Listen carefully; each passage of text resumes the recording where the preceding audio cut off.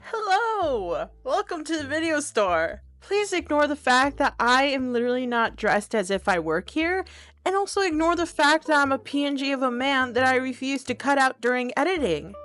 How can I help you today? Oh, a good horror movie recommendation?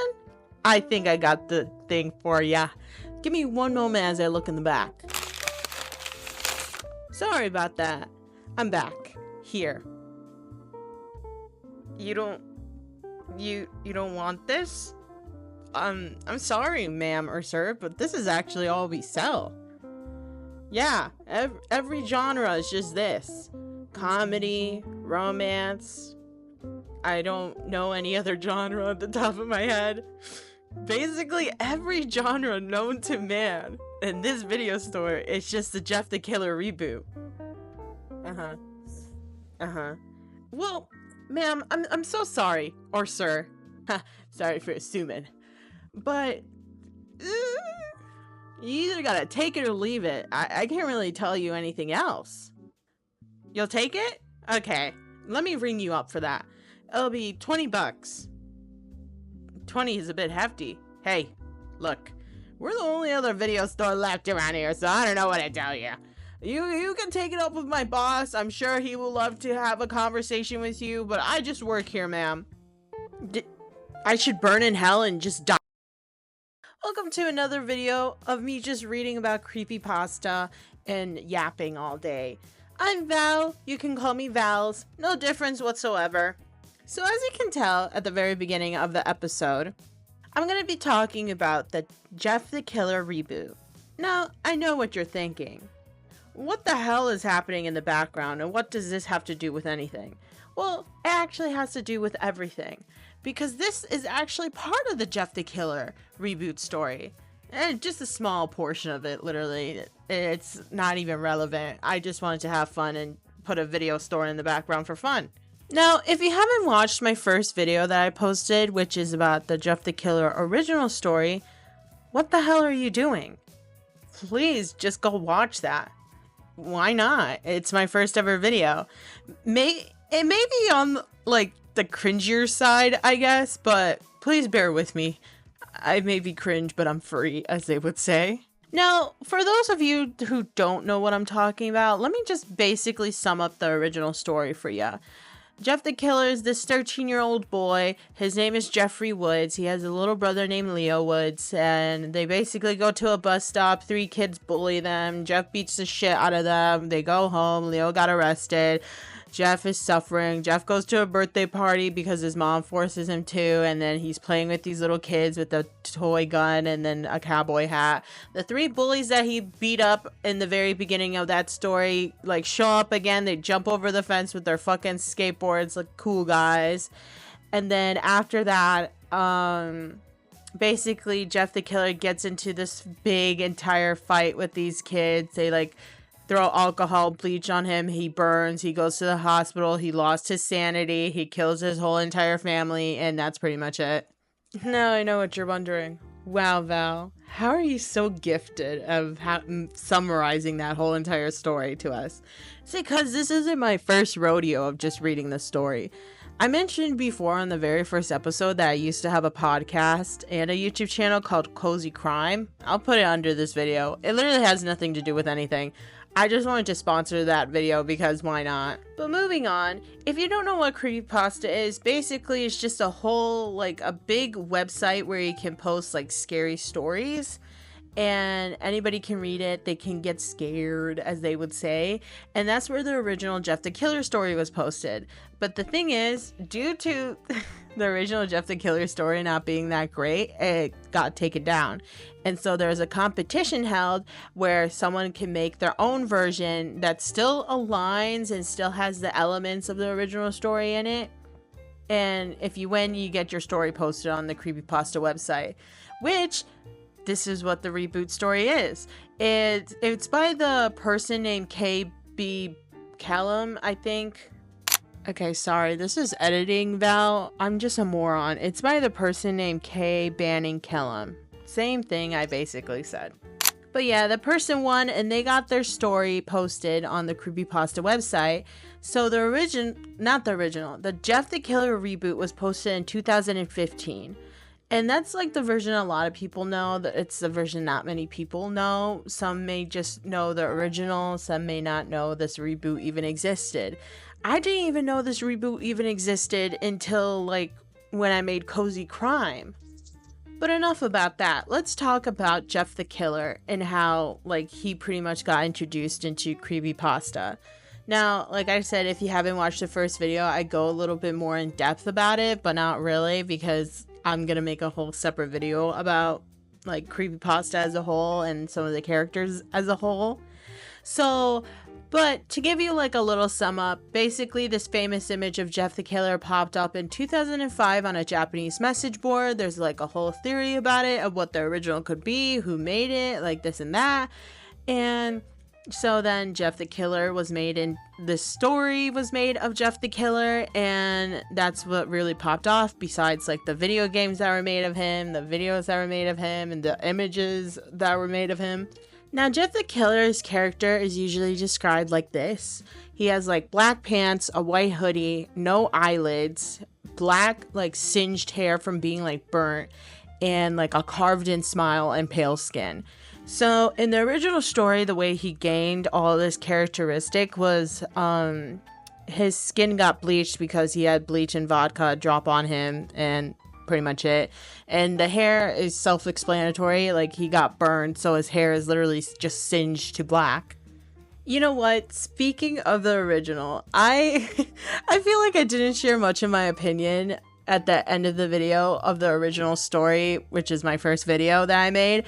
So this is my opinion about the whole like story in general of the original. I mean, is that it's stupid. But you know what? It's very entertaining to read. I can't like sit here and lie to you. It's the most entertaining thing I think I read in a while. I know what you're thinking. Val, I think you're just being a hater. Yeah, I'm a hater. I'm a hater at heart. I'm not gonna sit here and pretend like I'm the sweetest, delicate angel. I'm a hater, and that's perfectly fine. Okay, I'm sure the like original creator of the original Jeff the Killer gets so much shit all day, every day, from just trying to make a story from when they were a kid or some shit. By the way, my theory is that the original creator is a kid. Okay, like if they're not and they're a full adult when they made this, then I'm so sorry for like the amount of shit you got from the internet in general at such like a young age, or not a so young age. But, okay, my actual opinion.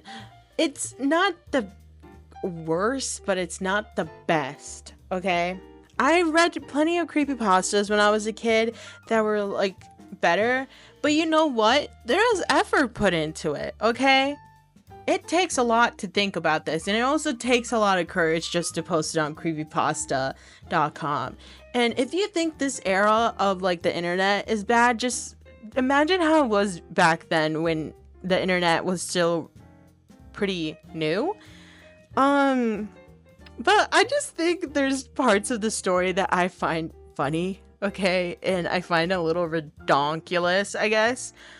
Especially, like, just to put this image in your head that these kids in the original story are 12 to 13 years old. Now, I don't remember what I was doing when I was 12 or 13 years old, but I can tell you this, I wasn't fighting kids to the death. Look, I know I shouldn't be taking this story too seriously, it's literally just a made-up story, but I just think these factors of the original was just a little funny to me, because imagine going to a kid's party, okay? Imagine you're the age you are right now, your parents force you to go to some kid's party, and you're just sitting there enjoying some punch. And then all of a sudden, these three kids, one like medium sized, one scrawny kid, and then one fat chunk of a kid, like hop over the fence on their skateboards. Not even like walked in from like the door or anything. They hopped over the fence.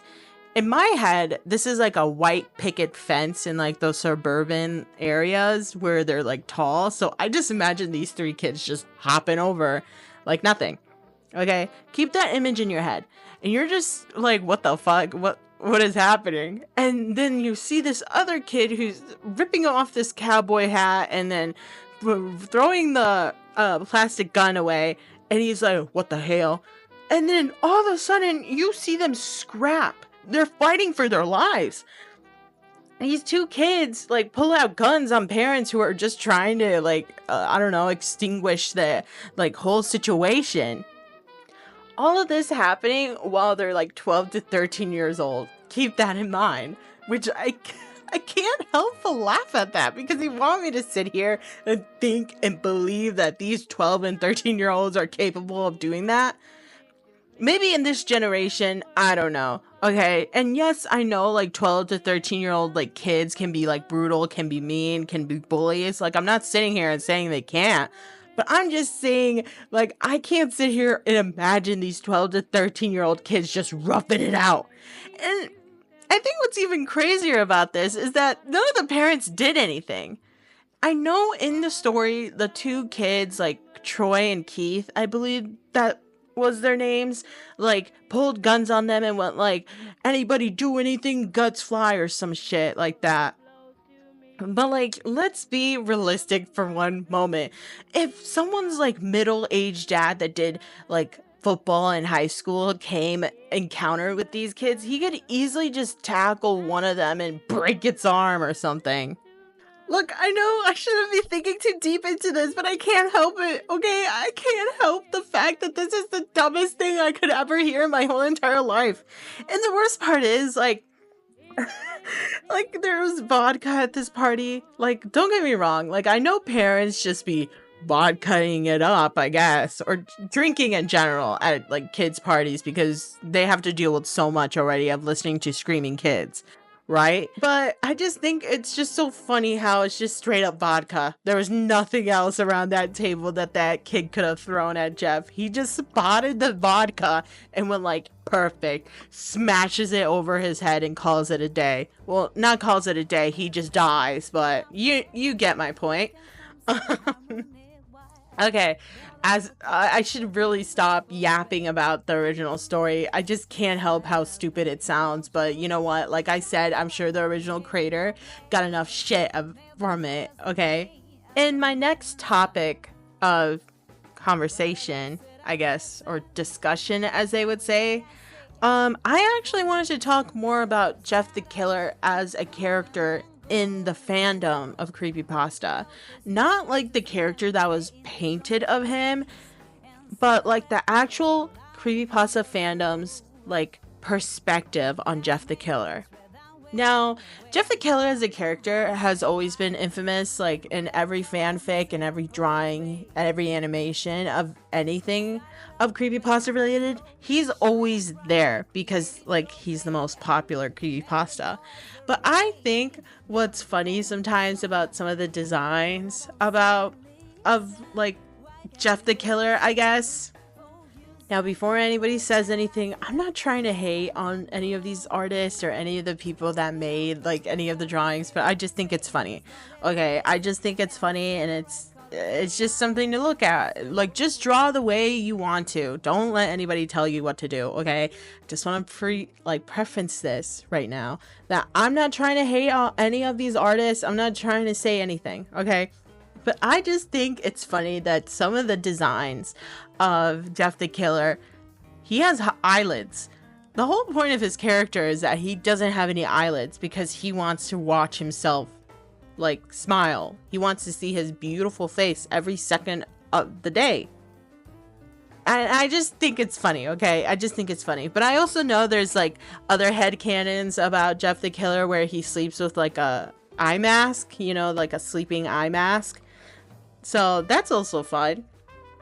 But okay, that's just a little like thing about his design. Or sometimes people make him hot, like a hot anime boy, like yassified, as they would say in this day of age. They yassified him sometimes. And look, there's nothing wrong with that. People had fun.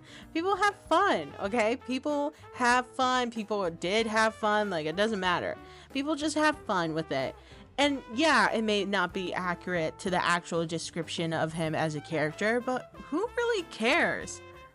if you were part of that side of the creepypasta fandom that really cared about realism, you could just stay on that side. Some people just want to have fun, okay? Some people just want to make headcanons about their favorite characters. Like, let me give you an example.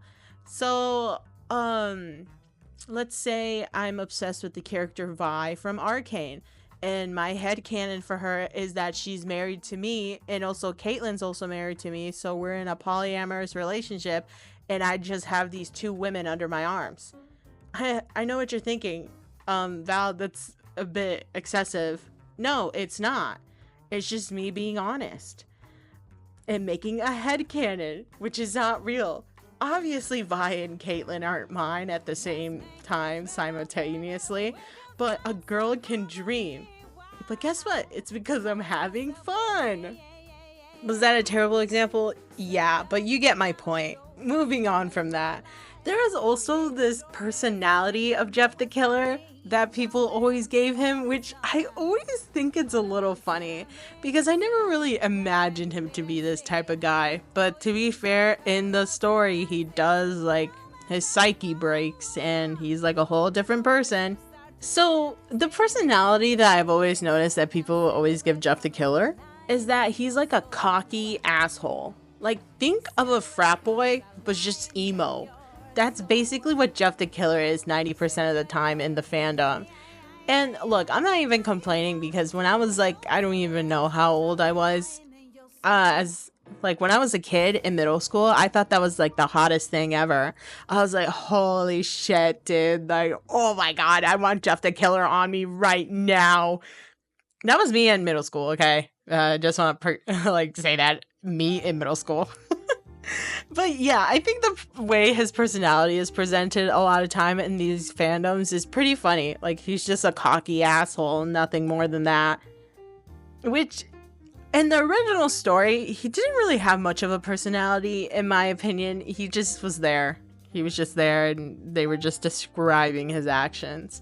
Now, in my opinion, if he was like a 13 to 12-year-old kid, yes, he'd be like insane. But I feel like, in my opinion, he would be like a sweet kid because that's what it seems like he was. He was a sweet kid. He may have got like agitated at his parents, but there was like no hard feelings.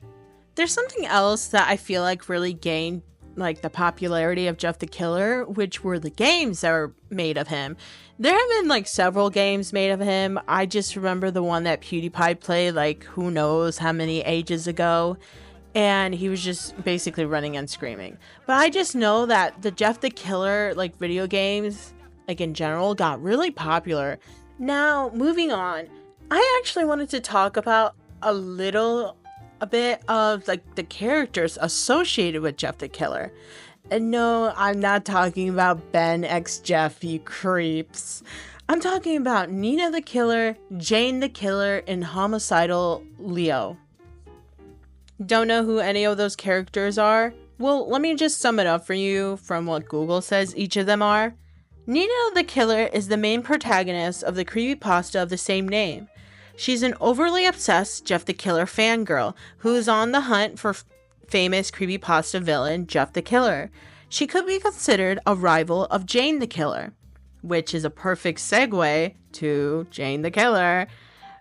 So Google describes Jane the Killer as Jane the Killer, also known as Jane Elizabeth or Jane Everlasting, is the central character in the Jeff the Killer creepypasta series. She's the main character in her own story and the antagonist in Jeff the Killer vs. Jane the Killer. Originally a serial killer, Jane has evolved into more heroic figure. Hi, this is Editing Val. Now, before I get into this section of Homicidal Leo, which is Jeff's little brother, I need you guys to know that I just woke up, okay, as I'm recording this, so I'm like barely functional. So the whole time as I'm talking about Homicidal Leo, I keep saying homicidal, and I know it's homicidal, so please bear with me for this whole entire section of me saying homicidal with my whole chest, okay? I'm just a girl, I just woke up, and I don't even know what's happening, okay? So thank you so much for your patience. Now here goes the section that I'm talking about.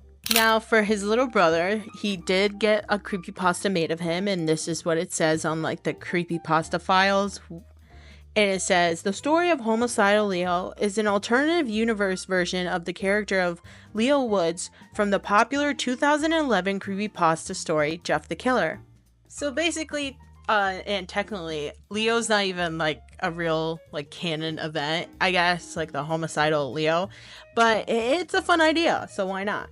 I remember like people would draw him here and there, and I'm like, who the hell is that? Just to realize it's like Jeff's little brother. I don't even know if Jeff is like, if Leo is Jeff's little brother. I'm just saying that right out of my ass. But yeah, I don't even know what else to say. I feel like Jane the Killer, in my opinion, I love Jane the Killer, but I wish in my little heart that people would stop shipping her with Jeff the Killer. Now, I know what you're thinking. Why? They literally have a similar name. It's the thing is, like, from what I know from the original Jane the Killer, like, story, is that Jeff the Killer killed her family. And the whole purpose of her going after Jeff is to kill him, to get revenge for killing her family. And I don't think someone would really appreciate getting shipped with their serial killer. So, let's just leave it at that. Okay. Now I know what you're thinking. Val, shut the fuck up and please just read this, like, the reboot version of Jeff the Killer. Fine. Since you begged so nicely. Psych, I'm just kidding. I'm not gonna read it yet. Look, before, I know this topic has nothing to do with Jeff the Killer, creepypasta in general, or anything that I'm about to read, but has anybody else been getting those weird ads where people, like, I don't even know, it's just these actors? Like, it'll be a CEO, like, I don't know, shipped with a poor girl, and, like, I don't even know how to describe this because this sounds stupid, and I know it has nothing to do with this video, but I just want to say it because I don't know who else to share this information with. But, like, he'll be like, oh, you never seen your husband naked before? And then all of a sudden it's like a whole sex scene. Okay, I don't even know what else to say. But anyways, okay, here's the reboot story of Jeff the Killer. Just a little warning before, like, I get into the story. I'm not the best, like, reader, and I may stutter or pronounce things wrong, so please keep that in mind. And this is, like, I don't know, my trigger warning of the day. The day Jeffrey Woods and his family arrived at their new home, the sky was overcast and the weather was moggy. The gray sky seemed to punctuate his mood. Jeff was not thrilled to be here. Their new home was beautiful, though, a true example of his father's newfound success. But still, it wasn't the home he'd known. A week after they settled, Jeff and Leah woke up early. The sky was crisp and gorgeous blue, and although the Louisiana heat was playing its usual cruel tricks, the brothers decided that a morning bike ride to explore the area would be just the right ticket to combat the slight pangs of homesickness that they'd both been experiencing over the last week. I miss home, Leo blurted out as Jeff was smearing salsa on the microwave burrito that would serve as his breakfast. Me too, Leo, but I guess this is home now, so we just sort of have to make the most of it. I know, but all of our friends and stuff are back in New Orleans. Remember that building we'd always sneak up at the top of and watch the city lights come on? I miss that, Leo responded, sounding down. Yeah, and ZM Video. The owner knew us and would always let us rent R-rated movies without our parents, and he'd always hook us up with free video game rental if we got a few movies. Yeah, I miss that too, but Leo, we have to... Leo interrupted. I know we have to make the most of this, but still, this place just seems so fake, and Mom and Dad still treat us like we aren't even here. Yep, they do. I was sort of hoping the new house would improve their mood, but what can you do? Leo had no answer. Jeff finished his breakfast and the two boys left the house to mount their bikes and explore around for a bit. As it turned out, the subdivision they moved into was rather close to a cluster of stores in a small shopping center. Village Shopping Center was the name of the short row of businesses. Within these were a Pizza Hut, a Chinese restaurant, a tobacco store, a Sprint store, and, what Jeff and Leo were most excited about, a video store. We'll have to get Mom or Dad to come down here and open up an account so we can rent movies, Leo mentioned, as Jeff flipped a box over to read the description of a horror movie. Shit, you're right, Jeff snapped, feeling a bit of frustration at this thought. He knew getting his parents to actually come down here and set up a membership would take forever, since their usual after-work routine was to go off into separate rooms until they got hungry enough to come out and speak. Jeff glanced over at the girl working behind the counter. Maybe I can go over there and sweet-talk her into giving us an account, he joked. Yeah, right, Jeff. One look at you and she'll probably ban us, Leo remarked back, a smile broad on his face. You doubt me, little man? Doubt you? The guy who kissed 2 girls and almost touched a boob? Never. Please go on over and lay on all the charm. Whatever. I totally could have banged that girl, but her parents came home and... Last time you told me that story, you said her parents were out of town and her sister came home. Jeff became flustered, and while in the process of trying to make yet another comeback, the girl behind the register removed all doubt by speaking to the boys herself. Hey, aren't those your bikes? The young woman asked, pointing towards the glass window. Jeff and Leo looked over and saw 3 boys outside, 2 of which were riding around in circles on the Woods brothers' bikes. They would spin them around and then jump off, letting the bikes crash onto the pavement, just to stand them up and ride them again. The 2 boys riding the bikes were both slim in build, while a heavier boy stood on the sidewalk drinking a Red Bull and watching. Jeff and his brother made their way towards the doors of the video store. When the fat kid saw them coming, Jeff couldn't hear what he said to his 2 friends, but he made some sort of gesture while shouting. And the other 2 boys dumped the bikes where they lay and walked towards the sidewalk, directly towards the 2 brothers. Those your bikes? One of the boys asked as Jeff and Leo entered the summer heat. Yeah, why are you riding them? Leo asked sharply. We just saw them there, man. Relax. Figured someone just left them out for us. The same boy responded, as his 2 friends joined him on either side. Jeff, determined to make a good start here, tried to change the course of this confrontation. Well, they're ours. We just moved here about a week ago. We live over on Fairmount Avenue, a few blocks from here. We were just checking out the neighborhood. Jeff hoped that a civil tone could turn things around, but he could tell by the insolent look on the kid's face that this was a difficult gamble. Good for you. You moved somewhere, the fat kid remarked. Oh yeah, Troy, the first boy spoke. They moved into that piece of shit house with the gravel driveway. I was wondering who would move into that place. Well, Randy, now we know, the big kid, apparently named Troy, replied. Jeff, still trying to salvage the conversation, tried peaceful banter one more time. Okay, so you're Troy and you're Randy. Well, I'm Jeff and this is my brother Leo. We just moved here from New Orleans. You ain't in New Orleans now, the third boy, who just now decided to speak, remarked. Yeah, and who the fuck said you could call us by our names? Randy asked, that insolent, privileged smile never leaving his face. Jeff smiled and responded to Randy. Well, I guess I could have called you a fucking asshole, but I figured I'd give you the benefit of the doubt. In that moment, a flare of rage replaced the smirk that had rested on Randy's face throughout this entire exchange. The other 2 boys, Troy and the still unknown 3rd member of his band, seemed to be momentarily struck silent. Perhaps they weren't used to being stood up to. Oh, I'm sorry. Was that language too adult for you? Jeff asked. And you, quiet boy. We know this isn't New Orleans, Jeff stated to the slim kid that had reminded him of his geographical locations. Because if this was New Orleans, you 3 would have had gotten your ass kicked for touching someone else's shit. The slim kid looked back and forth at his 2 friends. However, Randy, clearly the leader, seemed to know what to say. Keith, you gonna let this little bitch talk to you like that? Jeff knew this part, and while he wanted quite badly to sock Randy and his pals around, a real concern suddenly invaded his mind. If he and Leo got into a fight on their first week in this new neighborhood, their parents would freak. He could practically hear it now. And while things had been far from perfect in their home, even after the move, there was a peace that had fallen over the family. And Jeff, fighting his urges, decided to do his best to keep it.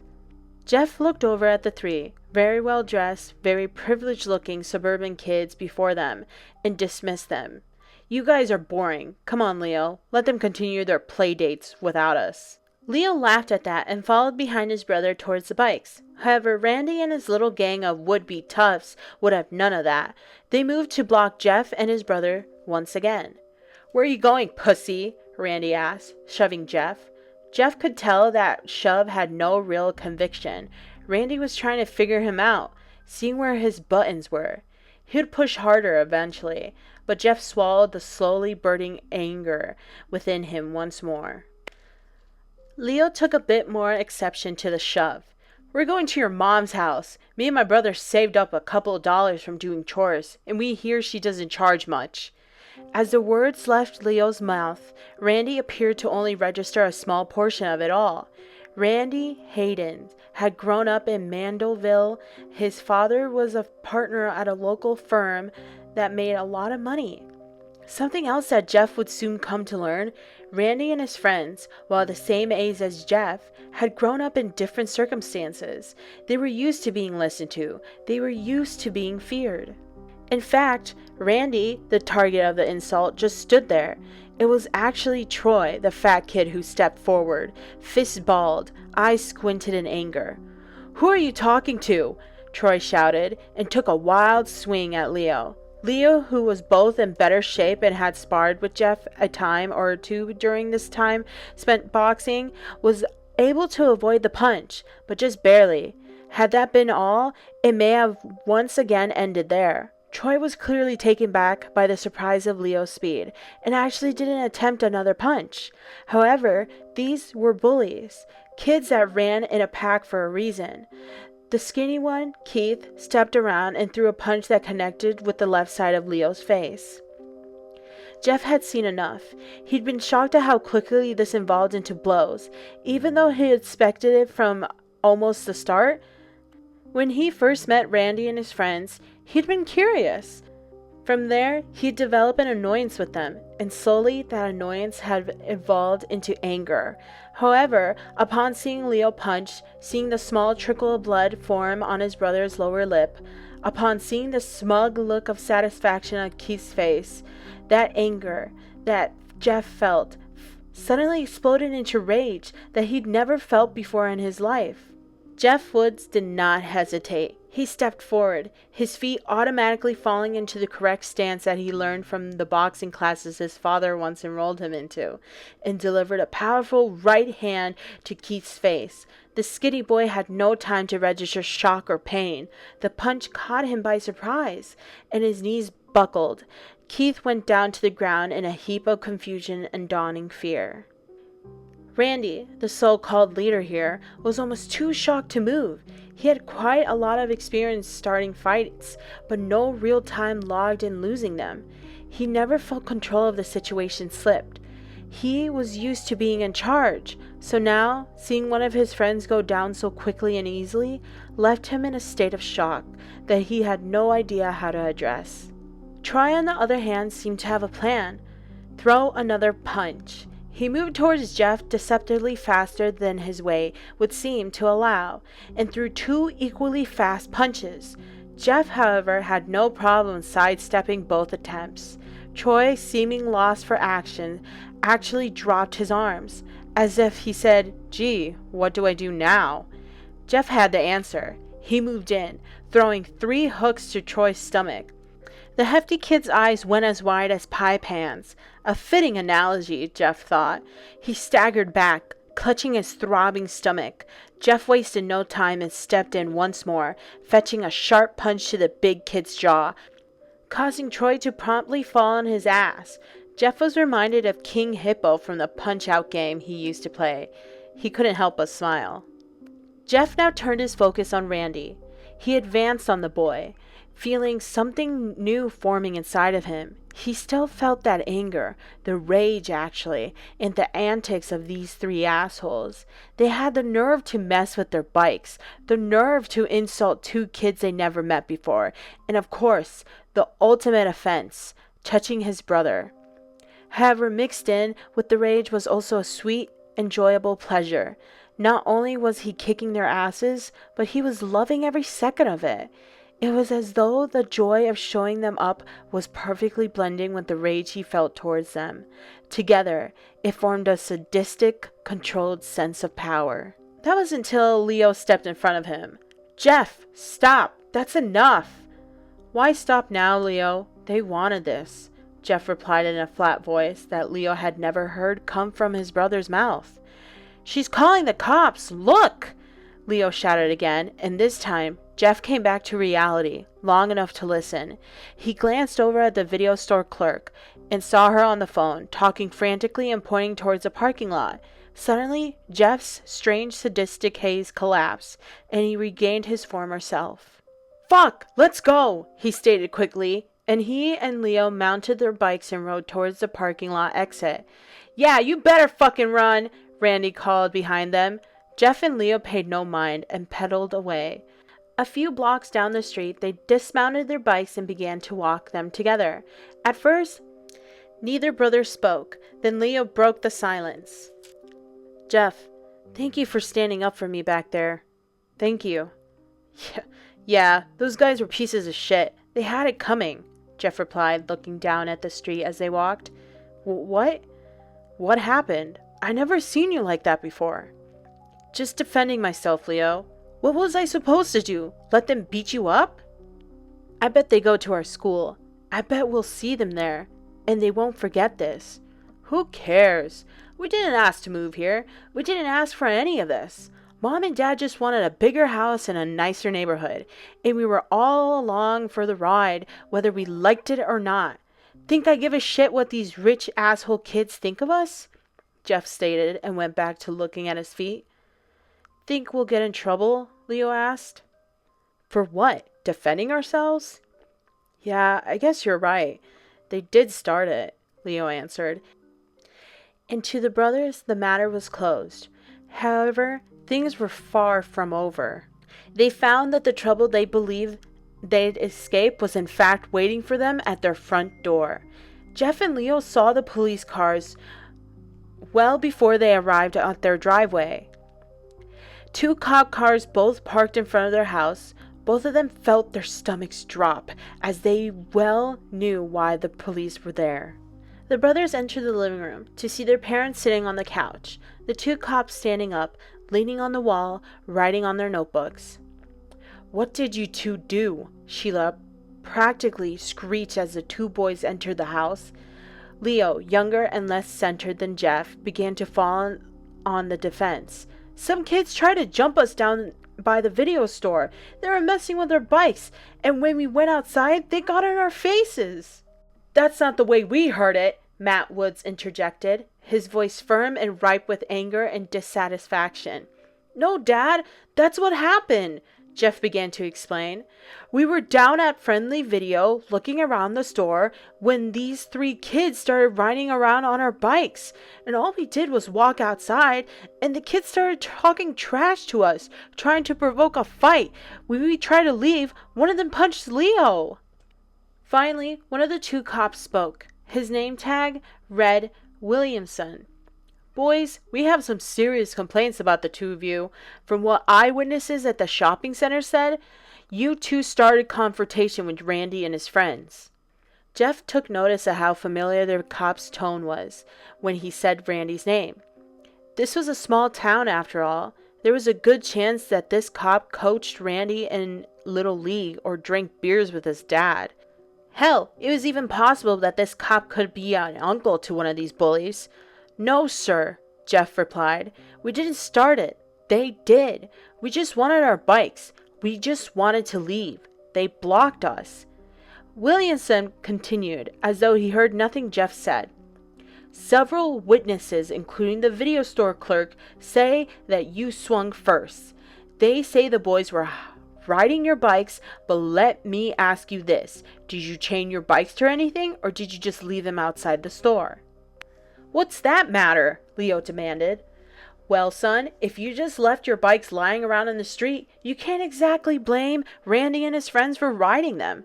Now, can you? It'd be different had you secured them somehow, but you just left them there. Mom, Dad, you're not buying this crap, are you? You know me and Leo don't start fights. When have we ever? These three punks mess with us, and if you can't tell that these cops are taking their sides, then you need to open your eyes. Jeff knew he was skating on thin ice, but that range, it demanded some sort of satisfaction. Jeffrey, do not speak on these officers in that tone of voice, and do not speak to us that way either. Now, it's pretty obvious that you two aren't happy here, that you missed your old home, but starting fights in the street isn't going to change anything. Jeff's mother snapped back. Listen, boys, you're lucky none of the parents want to press charges. This will be reported as a simple scuffle between teenagers, but be advised, you're both on notice. This is a quiet town, not like New Orleans. We don't tolerate this sort of behavior over here. If you see Randy, Keith, or Troy, I highly suggest you tell them you're sorry. We'll be keeping an eye out for both of you, so don't let this happen again. You don't want to have an arrest record, do you? Jeff felt anger bubble over and could not hold his tongue. Who is he to you, Officer Williamson? Is Randy your nephew? Is he a friend's son? Or maybe you go over and screw his mom while you're on duty.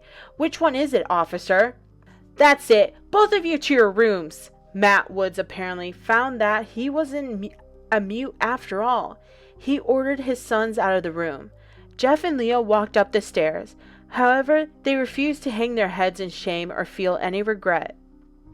Neither of their parents spoke to them for the rest of the day. Jeff and Leo stayed upstairs, venting their shared frustrations to each other. They'd been screwed over, even at their young age. They knew that. They took some solace at the fact that they at least hadn't been arrested or cited. But still, they saw what was really going on here. That cop, he was protecting Randy, Jeff whispered to his brother. No shit, his brother replied. We have to watch ourselves. We have to take care of each other. You saw it down there. Even our parents didn't stand up for us. Yeah, what the hell was up with that? Leo asked. Imagine their fucking image. That's what's up with it. All they care about is fitting in here. They want to make sure they blend in with the rest of the Step Forward families. No more fighting. If we see Randy or his two fuckhead friends again, we just walk away, okay? But Jeff, you can kick the shit out of them. Why would we walk away? Leo asked. Because I can't kick the shit out of the cops, Leo. I can't kick the shit out of Mom and Dad, and that's what get us. Fucking Randy and his pals are protected here. You and me, we're not. So if we see them, just avoid them, okay? Please? Leo nodded. I feel like a little bitch, though. I owe Keith for hitting me. No, you don't. I paid him back for that, and paid his fat friend too. I hope they just leave us alone now, Jeff sighed. Jeff and Leo didn't hear from their parents for the rest of the day. They remained in their rooms late into the night, and finally came down to eat after they were sure their folks had gone to bed. Leo said that he felt relieved about that, but Jeff had a sinking feeling that the worst was yet to come. Jeff was correct. The next morning, when the two brothers came downstairs together to eat breakfast, their parents were already sitting at the dining room table, staring at the boys, approving of nothing they saw. Sit down, Matt stated flatly. What's going on? Leo asked. Sit down, Matt stated again, anger dancing on the words. The boys complied without further questions. Matt Woods began his diatribe. Whatever that was yesterday, beating up some kids for touching your bikes, mouthing off at the police, disrespecting both me and your mother, that stops today. We didn't beat anyone up for touching our bikes, Jeff blurted. Shut up, Jeff. This is a one-way conversation, his father barked. That kid, Randy Hayden, his father is a partner at my firm. Did you know that? Did you even think about that when you were assaulting him over your God-forsaken bike? You didn't think, did you, Jeff? Sheila added. How could I ever know that? Matt continued. Well, I spent the entire morning talking to his father on the phone. His dad is willing to let it all go. But shit, son, I have to deal with that at work now. Do you have any idea how much damage this could have done to me? To our family? Jeff felt that rage coming back and fought with all his might to keep it stifled.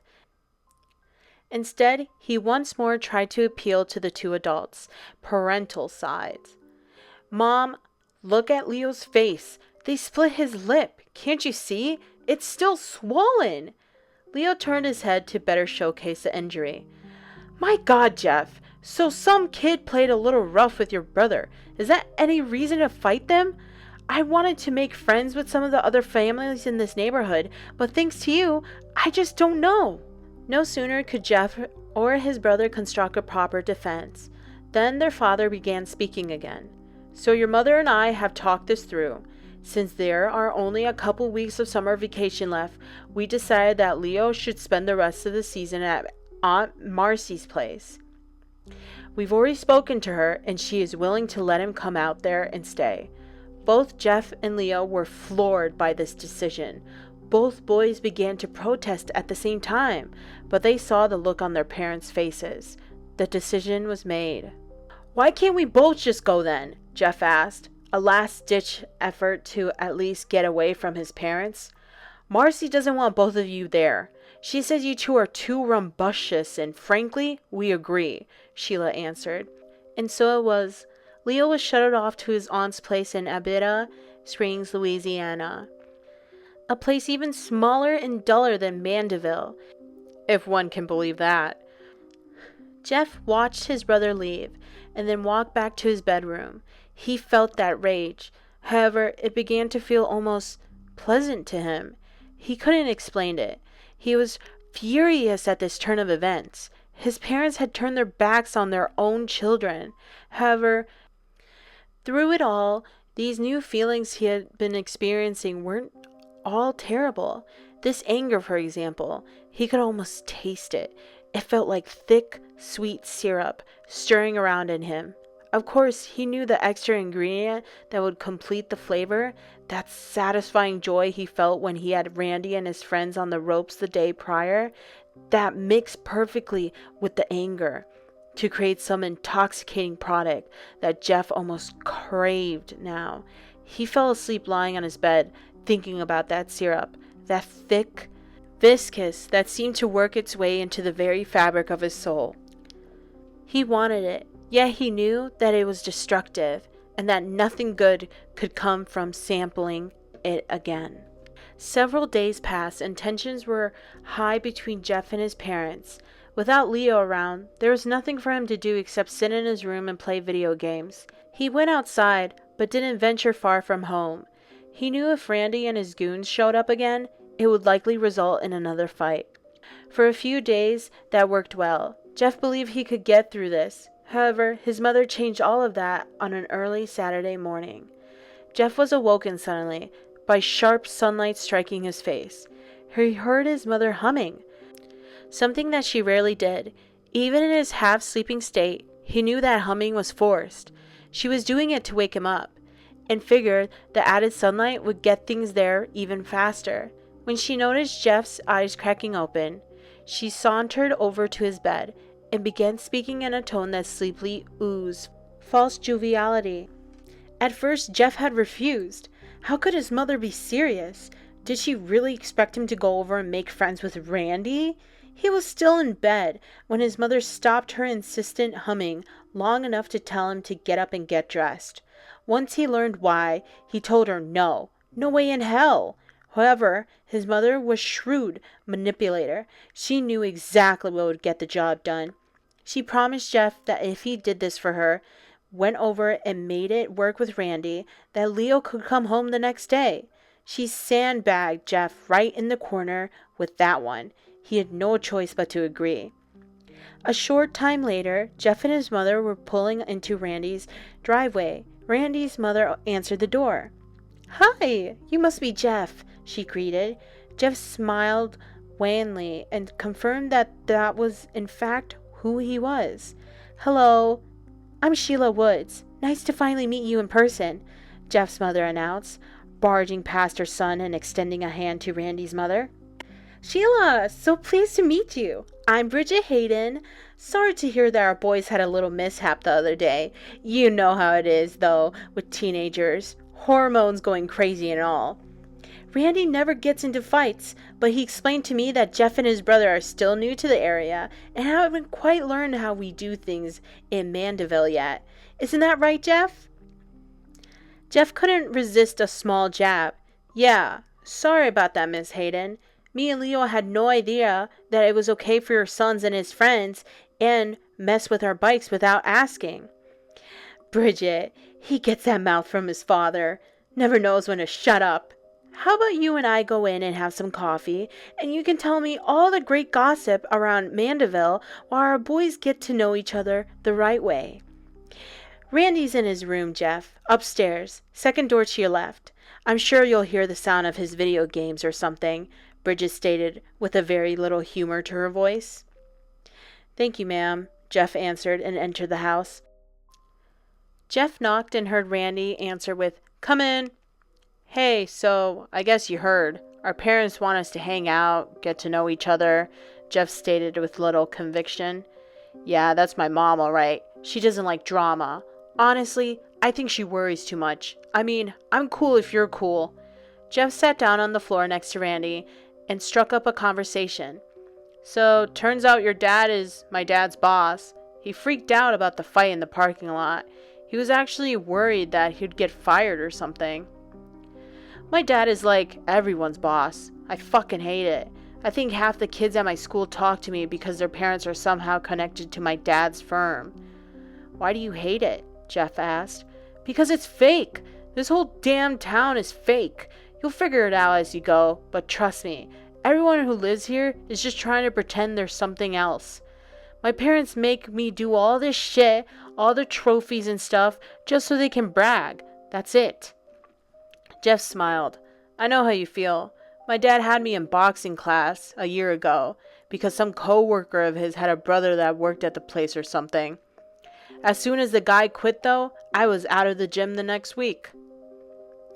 "I wish it was that easy," Randy responded. "I hate playing baseball, but my dad will sure have me out there again next summer and the summer afterwards. It's like he knows I hate it, but wants to make sure I'm out there with his stupid company name on the back of my jersey." "Randy, why did you and your friends fuck with our bikes the other day? I told you, this town is fake and boring as shit. There's nothing to do here. We have to find stuff to do. I mean, there are only so many times you can hang out at a video store or ride the dirt paths in the woods. All the girls here are stuck up, all the stores close early. There's no mall, and the movie theater is across the town. We were just bored, man. So sorry for that, I guess." "It's cool," Jeff replied. "I guess I'm sorry for too. Things went too far." "You mean the fight?" Randy asked. "That shit was actually cool. Those guys, Keith and Troy, they just leech on me because of my dad. It's like I told you. I'm pretty sure their parents make them hang out with me."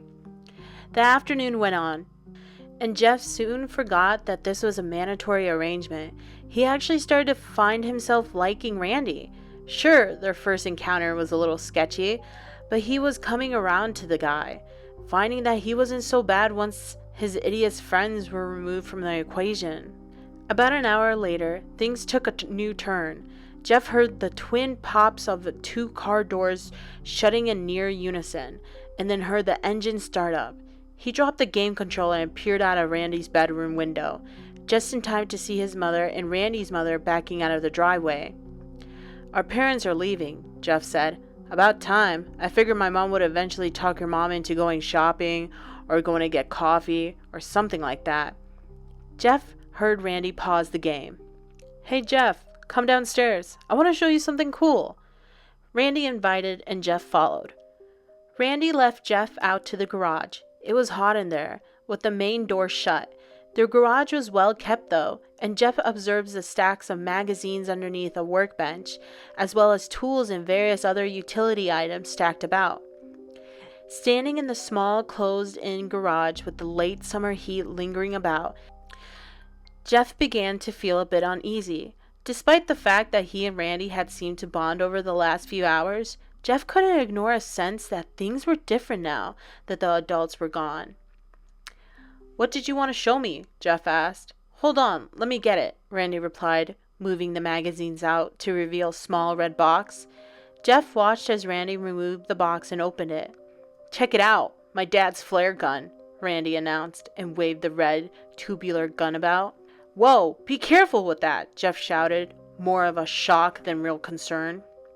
"It's fine, dude. Don't be a pussy. It's not even loaded," Randy said. However, Jeff watched as he fished one of the flares out of the back compartment. Randy then continued to fiddle with the flare gun, popped it open, and loading a flare. "Now it's loaded," he announced. "My dad showed me how to use this last year when we went out boating. Sometimes I'd take it out back and shoot flares at the trees.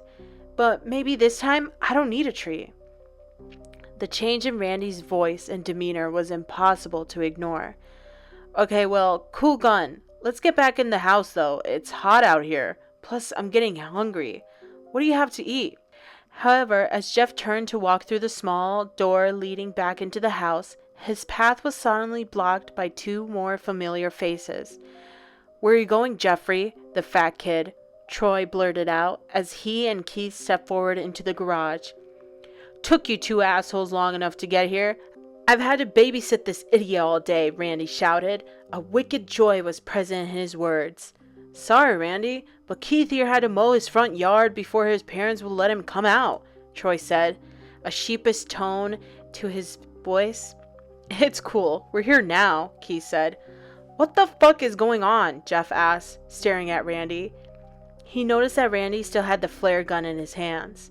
"I'll tell you what's going on, Jeff. You owe Keith and Troy an apology for what you did. You sucker punched them and then ran away. You didn't even have the balls to fight them fair. So now you're going to pay them what you owe."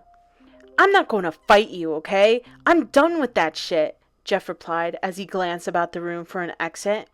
"You're right about that. You're not going to fight. You're going to stand there and let my boys get their licks in. Then I get mine.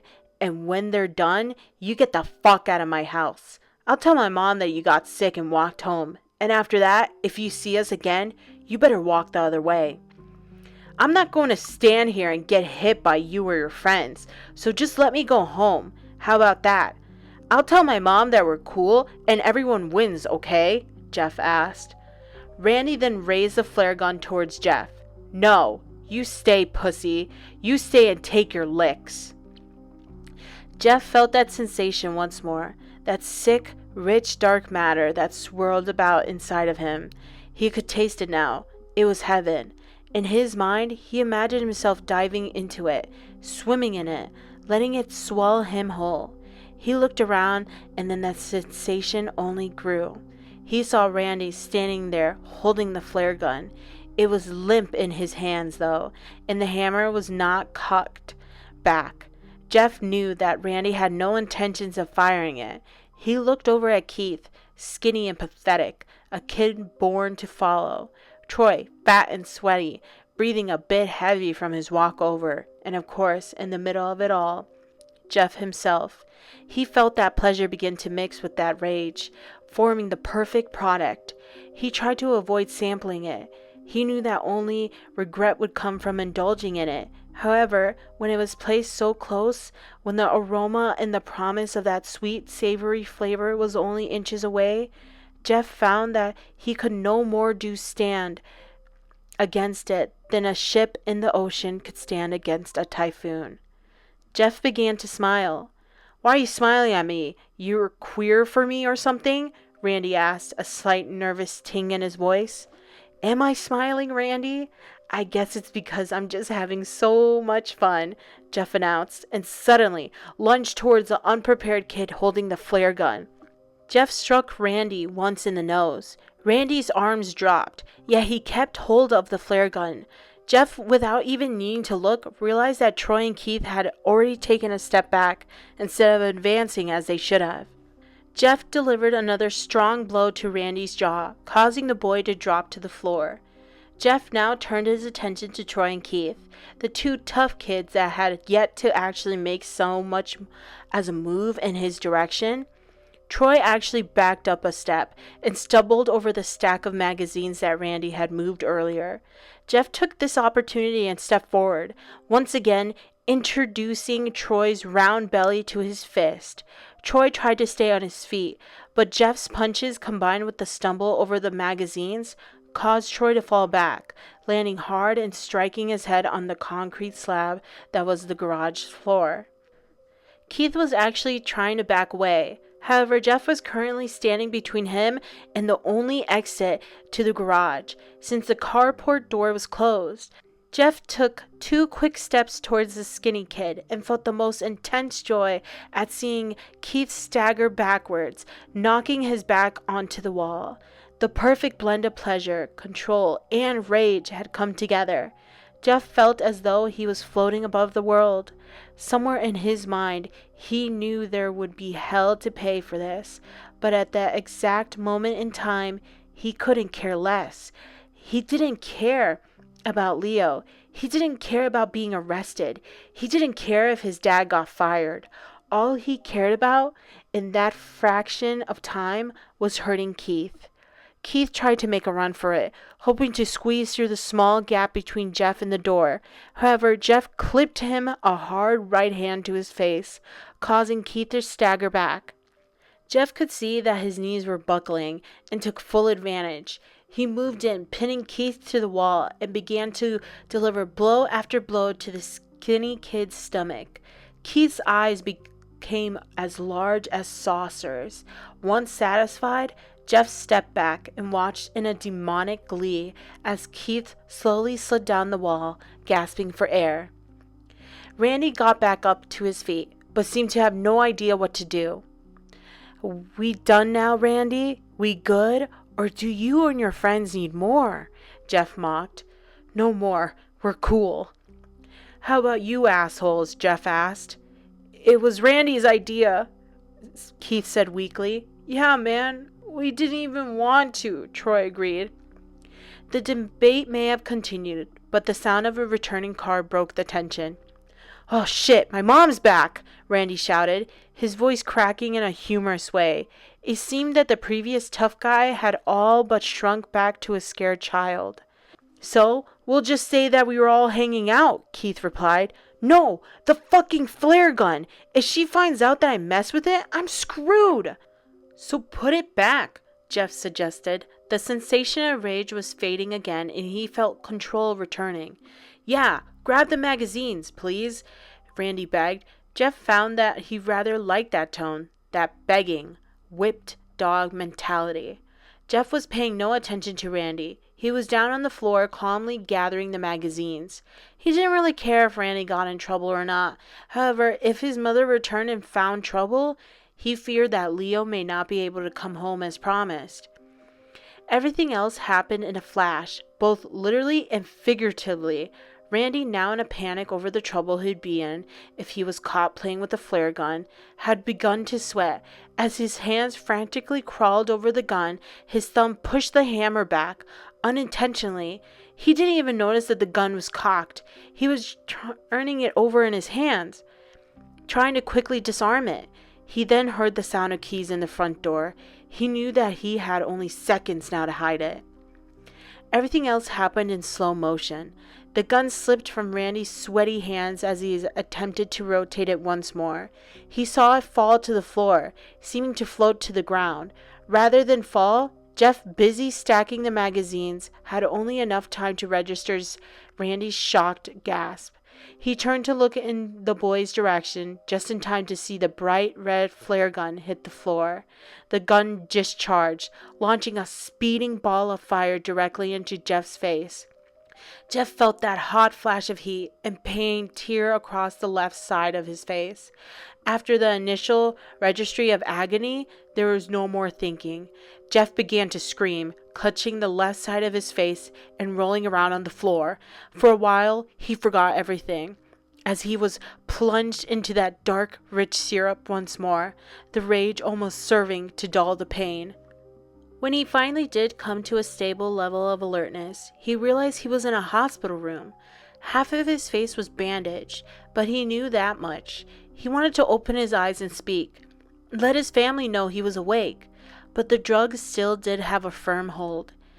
He was awake, but not quite yet functioning. He could hear several familiar voices, though. "Is he going to be okay, doctor?" Jeff's mother asked. "Oh, yes, ma'am. Your son will be fine. However, he will have a lengthy road to recovery and will need your support. The flare struck his face and caused third-degree burns on the left side." "How bad is the eye?" Jeff's father asked. "Hard to say at this point. Optometrist for further review, but the damage appears quite severe." "And his face? What about his face?" Jeff's mother asked, sounding deeply concerned. "Well, we were able to clean and treat the injury in time, so have you no concern for infection or anything of that matter. We'll want him on antibiotics for a while. And he'll need to have the wound cleaned and dressed on a regular basis. But all in all, your son got lucky. The damage couldn't have been more severe." "Doctor," his mother began again, "what if there is permanent damage? What do we do about that?" "As I said, an optometrist will have to examine the eye." Sheila Woods interrupted the doctor, sounding more agitated than before. "You're not listening! Not the eye! His face! What do we do to correct his face?" she demanded. "Well, ma'am, we have treated his face like I said. There shouldn't be a risk of infection as long as you—" She cut him off again. "Not the infection! His appearance! What can we do for that?" "Miss Woods, that's hardly a concern at this point. Once he is healed and back on his feet, you can possibly explore plastic surgery to repair some of the damage. But honestly, right now, we can't waste concern on how he looks. What is important is that your son is healthy. He can expect to be back home in a few days, maybe sooner." Jeff's dad spoke again. "Okay, thank you, doctor. Can we have some time alone, please? My wife and I need to speak." "Certainly," the doctor replied. "Leo, why don't you go down to the hospital cafeteria and get yourself a snack?" Matt Woods suggested. "But I want to be here in case Jeff wakes up," Leo replied. "Leo, they told us that Jeff is heavily medicated. They don't expect him to wake up anytime tonight.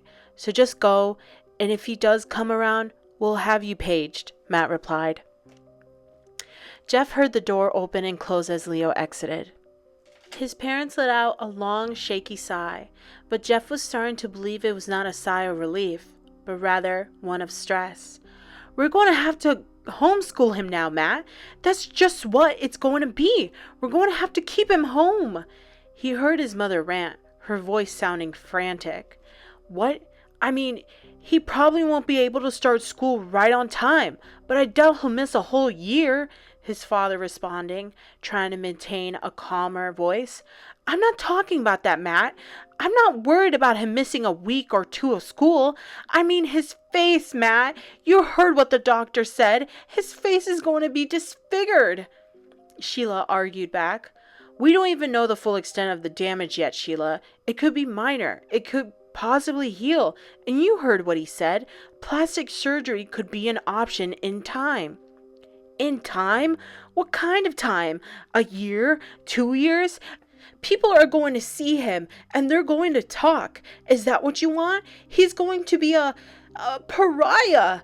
You think anyone is going to want to have him around their kids?" Jeff was hearing all of this, just letting it soak in, slowly. As his mind absorbed the words, he felt that rage return. Sick, rich, dark, that syrup of raw, primal emotion. He wanted to scream at his mother, to tell her to shut up, that he was the one lying here, half his face burned, blind in one eye, all thanks to her forcing him to go over to Randy's house. He wanted to ask her why she left, why she went off to go shopping or have her nails done or whatever it was that she did. He wanted to know why she'd leave him alone with a kid just days before tried to jump him and his brother. He wanted to know how she could care more about his appearance than the fact that he was lying in the hospital. However, there was still so much more that he wanted to know as well. He wanted to know how much more his mother hated him, how much more she saw him now as how did she put it? A para. He wanted to continue to swim in the thick pool of dark hatred that was starting to form from the rage and anger. That was a new one now. Before it was anger, then it was anger mixed with pleasure, but now it was anger mixed with hatred. And while he certainly longed to be free of it, while he most certainly preferred the false sense of love and concern he believed he heard from her before, he also wanted to test it out a bit more. He also began to wonder, how well would this new recipe blend with pleasure? How would it feel? Matt Woods began to speak again. I just can't believe he shot himself in the face with a flare gun. Don't even get me started on that, Sheila replied.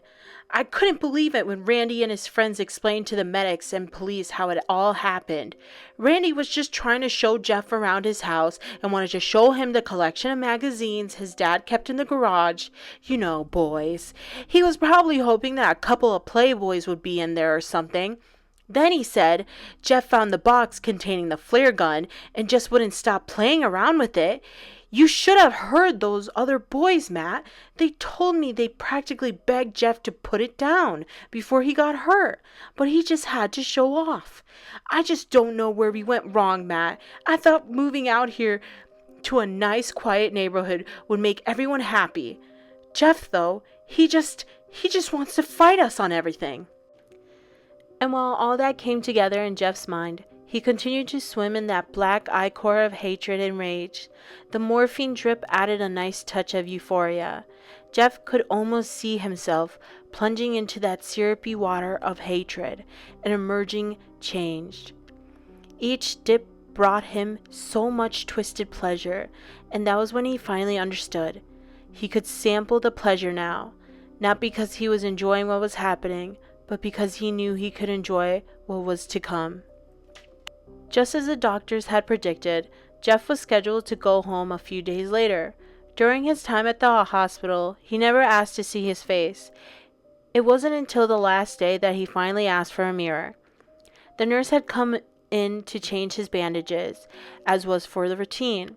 She was a pleasant woman. She spoke to him, asked him how he was doing, and he enjoyed her visits. So on the final day, when she arrived to clean and dress his face, he asked to see himself.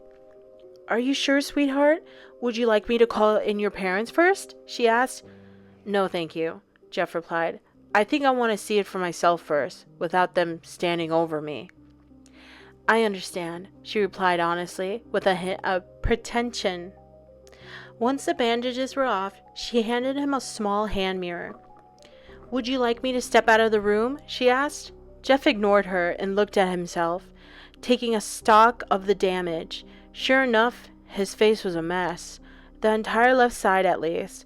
The flare struck him traveling upwards and burned a scar into his left cheek that extended to his eye.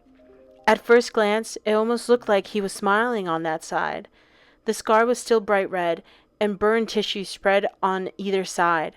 Once it arrived at his eye, the news did not get any better. His eye was white, just a lifeless ball plugged into his face. He closed his right eye and found that he could see nothing from his left eye at all. The scar continued on to the left side of his forehead. The damage was less severe there, however. The hair on the left side of his head was burned off, leaving a few strands to stick up here and there. Sorry, sweetie, but I have to put clean bandages on, she told him. Jeff smiled. It's okay. There will be plenty of time for me to admire myself later. There was no joy from his parents on the ride home or upon arrival. They spoke very little. There was tension in the car that simply wouldn't fade out. As for Leo, he was thrilled that his brother was okay, but he didn't know what to say concerning the damage to his face. So after asking a few questions about the accident and the recovery, he fell silent as well. They walked into their home at dusk, and Leo asked about dinner. He suggested they let Jeff pick a place to celebrate his return home. Just go to sleep, both of you boys. Go to sleep, Sheila remarked. She and her husband both retreated to their bedrooms as well, to argue or feel sorry for themselves. Who knew? Jeff and Leo didn't speak much that night. Jeff spent most of the evening staring at himself in the mirror. He kept pulling back the bandages and looking at the scar. Leo wanted to see them too, but felt that it might be imprudent to ask. "I'm glad you're home, Jeff. I really missed you and I'm glad you're okay," Leo said to Jeff as he stared at himself. "I'm not okay, Leo, and neither are you. None of us are, really. There's a sickness here. The only difference is, now my sickness shows on the outside as well," Jeff replied, his voice as flat as that on an answering machine. "What are you talking about?" Leo asked. "One day you'll see it too. This is what happens, though. This is what happens when it all falls down," Jeff said, still peeking behind his bandages. "Jeff, I don't know what you're trying to say," Leo responded. Jeff didn't reply, though, and after several moments, Leo left him alone. Leo went down to his parents' bedroom and knocked on the door. "What is it?" the voice of his mother asked. "Mom, I think Jeff is acting weird. You may want to come talk to him." "Go away, Leo. Leave your mother alone," his father's voice answered. Leo, being young, had no other ideas, so he returned to his own bedroom. He didn't know that those would be the last words he'd ever hear his parents speak to him. That night, Sheila and Matt Woods awoke together, both being light sleepers. He took little to bring them out of slumber. The sudden removal of the blankets, as if it was snatched from the bed, did the trick just fine. They awoke to see a small light coming from the half bath that was situated in the master bedroom. The door was cracked only slightly, and the light source was weak. They could make out a human shape standing over their bed, though. What's going on?" Sheila grumbled. As their vision came into focus, they realized their son was standing before them. Matt reached over and flipped on the lamp next to their bed. Jeff was standing there, his bandages off, his disfigured face beaming down on them, with a long kitchen knife clutched in his right hand. "What are you doing, son?" Matt asked, his mind still trying to shake out the cobwebs of sleep. "He's got a knife!" Sheila screamed, grabbing at her husband's arm. Matt kept his composure, though. "Sheila, it's probably the painkillers. He likely got up and got disoriented. Relax, for Christ's sake." Jeff tilted his head to one side, still not speaking. He stared hard at his father, slowly bringing the knife up, ensuring that he saw it as well. "Son, what are you doing?" Matt asked. "Scaring you," Jeff replied, with no emotion in his voice. "Matt, do something!" Sheila pleaded. "Okay, son, I realize you've been through a lot, but you need to go back to bed. I'm going to call the doctor in the morning and..."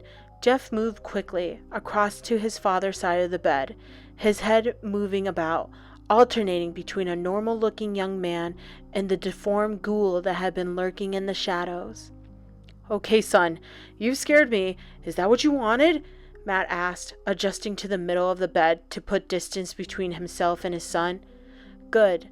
Now I can start hurting you," Jeff spoke again, with no emotion.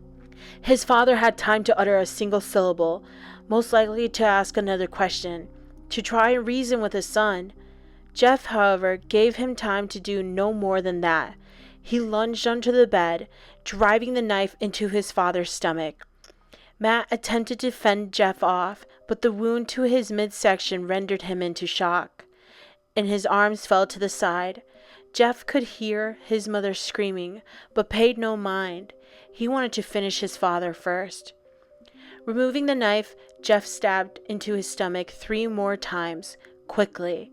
His father gasped and coughed up blood. His body jerked and twitched each time the knife found its mark. After the 3rd time, Matt Wood lay still. Sheila had backed up against the headboard of the bed. She wanted to climb down, make a run for it, but she balled herself up between the headboard and the end of the table. In her frantic state of terror and confusion, she couldn't figure out how to do something as simple as dismount a bed. "Jeff, why are you doing this to us?" she asked feebly. "Randy started it. You must have known that, but you ignored it," Leo had a busted lip. You must have seen that, but you ignored it. I was shot in the face with a flare gun. But you believe Randy? Why? So you can fit in? Jeff asked in a low, almost growling voice. No, baby, I believed you. It was just your father's job, and we're new here, and... Oh, God, Jeff, please. His mother begged. Tell me about homeschool, Mom. Tell me all about how you don't want to send me out in public because of my face. Tell me how none of the other kids will want to be my friend. How none of the other parents will want to be yours. Tell me about that, Mom. Tell me how nice it's going to be. You homeschooling me. Jeff, please. I was just stressed. I was worried about you. That's all. Please, I love you. Mom, I think you should take your own advice, you know. What you told Leo when we got home tonight. He wanted to do something nice to welcome me home. And do you remember what you told us to do instead? Jeff asked, as he now crawled over, cornering his mother on the bed. What did I say? She asked, the question coming out barely a whisper.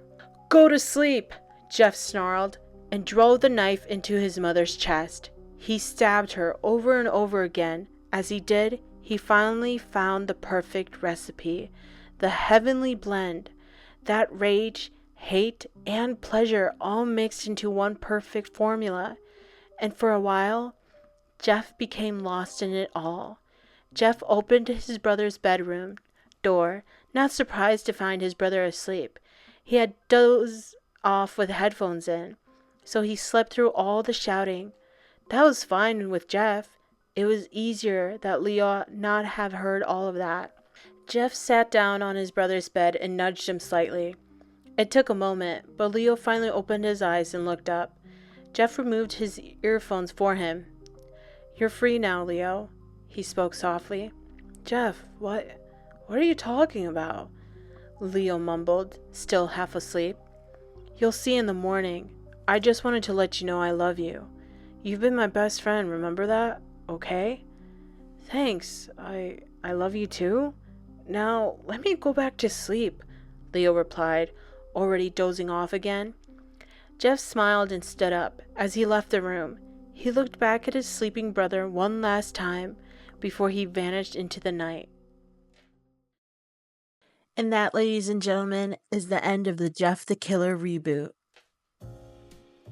Now, wasn't that an interesting story? This, reboot of Jeff the Killer was 10 times more different than I expected to the original. Original, I put in quotation marks because I did see a comment on my first video about someone telling me the info, which I will cover in another video. But here's some similarities that I've noticed compared to the original and the reboot. The first thing that I have is something happening to Leo, which in the original, Leo got arrested, but in this one, he just got sent to his aunt's. The next similarity is just the bullies. They're the same, enemies here. Then killing their parents. In both the original and in the reboot, they both, Jeff the Killer ends up killing both of his parents in both of them. Then there's also the fighting of the bullies. Jeff ends up, fighting both of the bullies both of the times. In both the original and the reboot. I'm gonna keep repeating myself for the 30th time. So there's also the similarity of getting burned. That is a nice touch. But this time, in the original, Jeff got burned with both bleach and vodka. But in this reboot, he just got burnt by a flare gun. Then the last thing that I noticed as well in both the original and the reboot is that they both Jeffs got a feeling.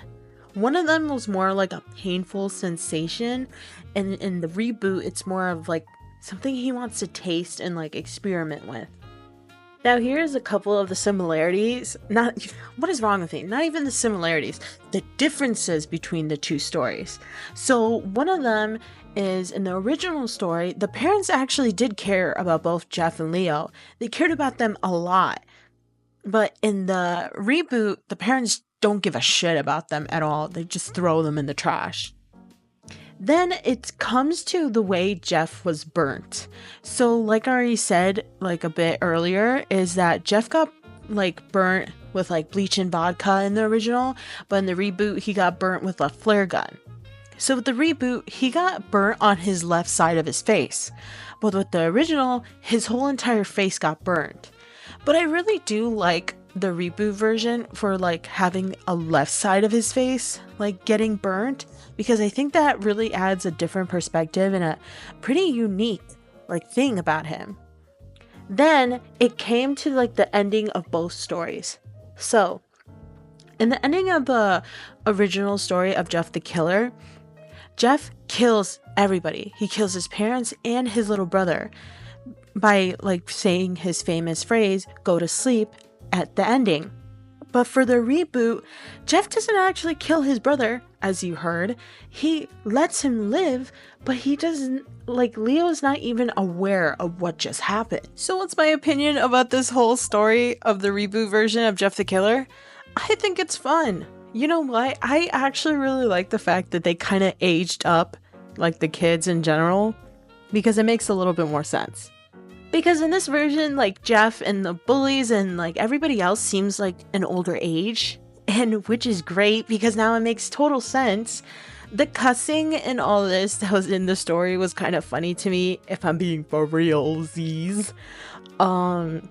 Because, like, this is exactly how kids talk. So they captured that part, like, correctly. That's pretty much all I have about my opinion about this. It's literally nobody cares about my opinion about, like, what I think about the Jeff the Killer reboot compared to the original. Because literally, what the hell do I have to add, if I'm being honest? I just love reading these stories because I think they're interesting, and I like reminiscing in my old middle school phase of just creepypasta. And also, I just wanted to add, thank you guys for 11 subscribers.